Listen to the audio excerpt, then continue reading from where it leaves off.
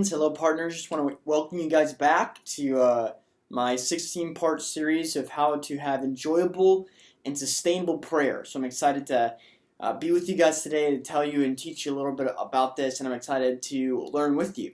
I want to give you a couple resources first before we dive in for these next 16 weeks. Something that's really helped me in helping in enjoyable and sustainable prayer is a book called The Hartman Model Handbook. It's actually a book that I read when I was younger, and I was also required to read this at the school I went to for 4 years called the International House of Prayer University. As a 4-year graduate, it was during my first semester we were required to read both the volumes, Volume 1 and Volume 2. I am stressing specifically Volume 2, but both of them are really important. If you know nothing about this model or whatever it is, I recommend you to read the first one as well.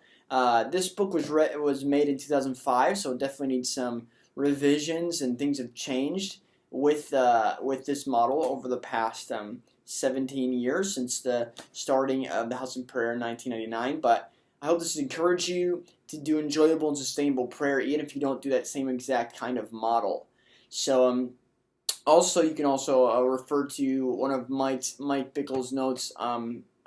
Teachings online at the bookstore, IABKC bookstore, called the Hartman Model. He also goes through that, and he covers these 16 values. So I want to just cover these values and bring a specific twist to some of the things that I have learned from the past. So I want to cover the first specific value. This first value is the most important value. It's enjoying intimacy with the beautiful God.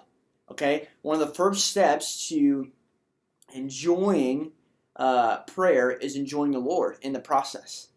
You know, when people think intimacy, they think this is weird, this is awkward, I don't really want to be intimate with the Lord. A lot of people assume, even though it's not really this way, but they instantly assume just like a nearness that is inappropriate, and we can't affiliate that with the Lord. Well, I want to break that, because that's not true. The one person that I know in the Bible that had nearness with God and was close with God was David, King David. King David was a warrior king. King David led the people into victory. He started Tabernacle of David, which we see worship and prayer. But the value of his life we see is to gaze on the beauty of the Lord all the days of his life. So in Psalm 27 verse 4, it says, "One thing have I desired of the Lord, that will I seek, that I may behold the beauty of the Lord all the days of my life."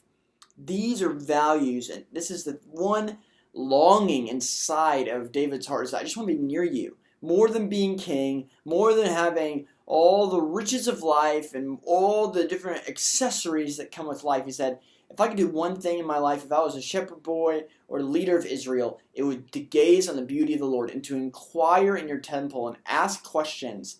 I want to be near you. I want to talk to you. And the reason why he says that is because this beauty of God fascinates the human heart in a way that nothing else can in this earth. Nothing can compare to the glory of gazing on God's beauty. So that nearness of God is super, super important to have that. So I know this is a lot of head knowledge, head ideas, but one way you could do this is when you go before the Lord in prayer, you just ask the Lord, what are you thinking and what are you feeling about me right now?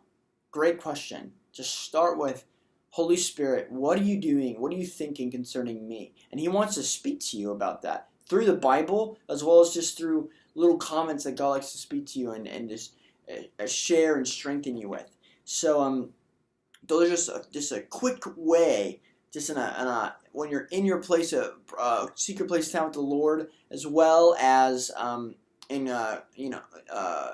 just on the way to work, having that dialogue with the Lord is super important. So that is value number one of the most important values of enjoyable and sustainable prayer. And I hope that you are able to use that and work with that during this week. Okay? God bless you guys. Looking forward to seeing you next week.